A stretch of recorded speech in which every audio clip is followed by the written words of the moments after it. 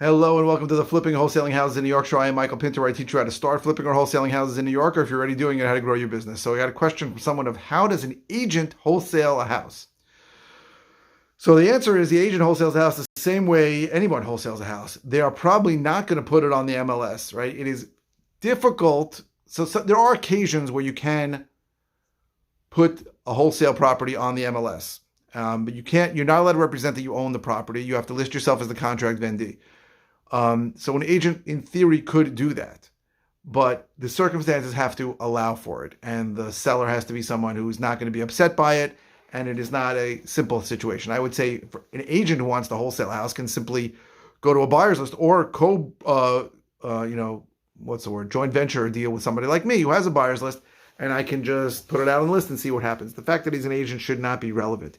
There is no, I can't say there is no, but there shouldn't be a conflict of interest or a breach of fiduciary duty if the person in theory, listen, if the agent told the person they're going to list it and get him the most money for it, and then they're going to go not put it on the MLS, that's not good.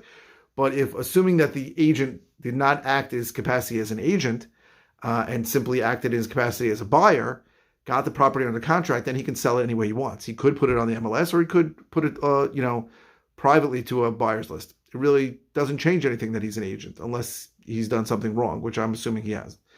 So I hope this was helpful in explaining what it means. The fact that you're an agent shouldn't affect anything